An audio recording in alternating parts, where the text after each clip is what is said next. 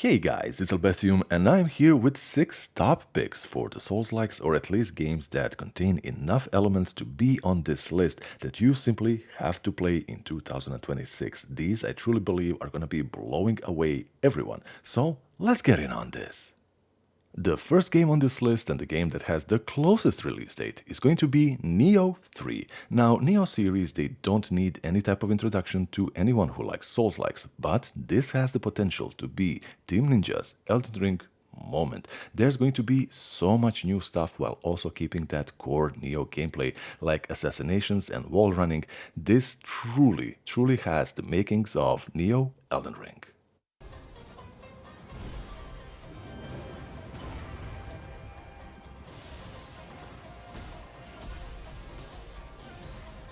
None shall interfere with my course!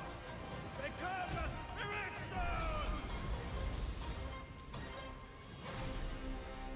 The next one on this list is going to be Valor Mortis. Now, this promises to be a truly unique Souls-like experience. Now, this is going to be set during the French Revolution and the times of Napoleon, and things have gone terribly wrong. This game comes from the makers of the Ghost Runner series, and if you play that, you truly know that you are in for something completely special. I myself am beyond excited to play this because I think this is probably the first Souls-like that is, well, gameplay like this. First person perspective.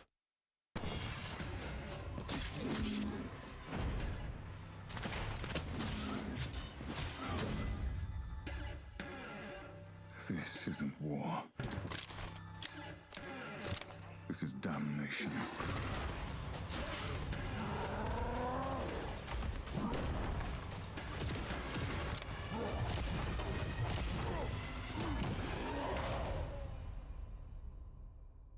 Mortal Shell 2. Now you probably maybe didn't play the first game. Now the first game, it was a €30 game and it offered quite a lot. The core gameplay was there, the graphics were there, the atmosphere was there, even some of the lore was pretty damn amazing.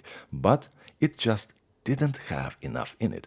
Also, it was their first game, so you can actually understand it, but the game was a success, enough of a success to bring us Mortal Shell 2, and they promised to fix a lot of the things that we simply didn't like in the first game, and mainly it was the lack of build variety, which also kind of impacted the gameplay a little bit.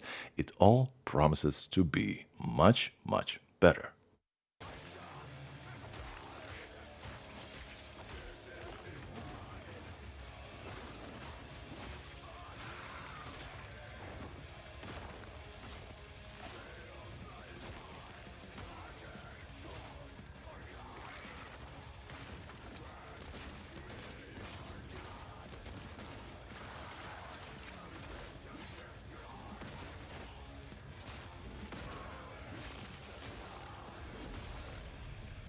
They'll worship you until you fail.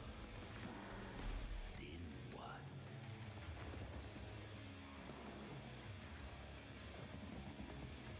You're no god, but neither have they.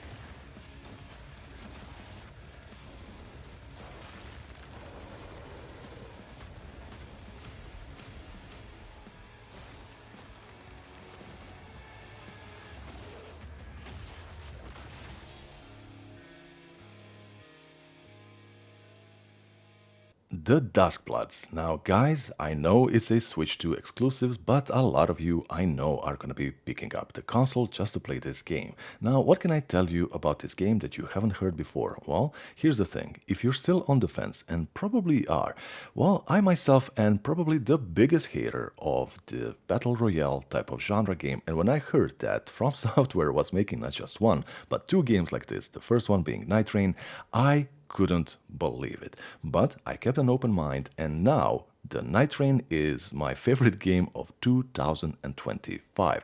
Leave it to From Software to simply change your mind. This one, however, is going to have the PvP element also, so that should be leading to a lot of very interesting moments because the players are going to be clashing each other because there's going to be some sort of a rush to the resources across the map, maybe even downing the enemies so that you can level up faster than the other team, and it all just seems very interesting.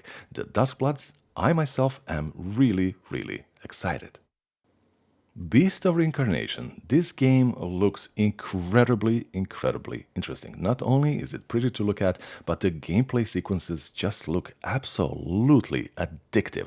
And it's actually going to be just that. It is a game that blends seamlessly the dark fantasy with also some sort of a futuristic setting. So you know the story is also going to be very interesting. It seems to be a Souls-like that's going to be a little bit on the faster side of things.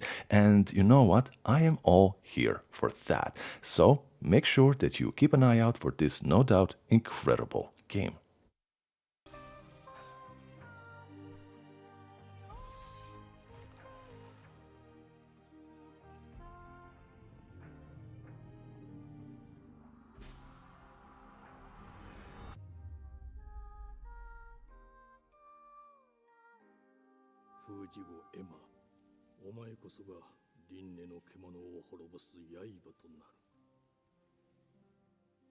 And the last game on the list is going to be another game that simply doesn't need any type of introduction. I don't know just how many people are incredibly excited about the Phantom Blade Zero, because the game just promises to be something completely unique, with a gameplay that's not even a third-person hack and slash or Souls-like, but it has enough elements that it can be on this list. And you know what? I am just that excited that I don't even care about that technical definition of the term, because it truly is not a Souls-like, but we are all gonna be playing it, because it looks simply incredible. Such seamless, fluid gameplay, just oh my gosh.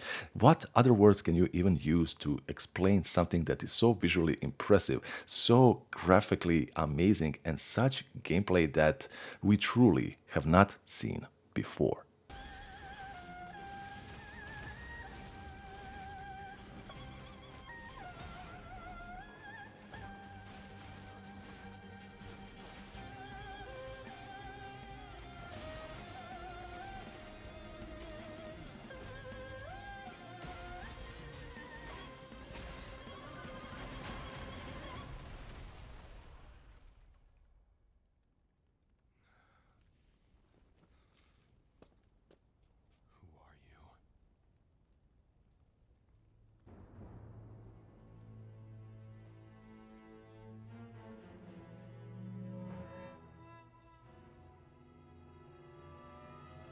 The next game on this list is going to be Lords of the Fallen 2. Had it not been for Lies of P, this would have been by far the best Souls-like of the year and one of the best games. Now sure, some people did have some, well, performance issues with the game on the consoles, but the team doubled down, and it's one of the best redemption stories alongside No Man's Sky, because this, for 2 years, got like 50 updates, maybe even more, and it's a vastly different game. The sequel just promises to be a more polished and just better overall experience, and I, for one, am incredibly excited about this one.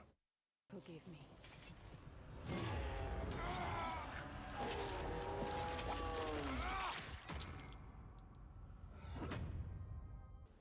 And there you have it, guys, the top 6 picks for 2026 that you simply have to play, that games that are going to be blowing away everyone. And of course, all of them are gonna be heavily featured on the channel to make sure that you play through all of them and don't get stuck on anything. Guys, this is Albetium. I'm gonna be seeing you in the next one. Bye bye.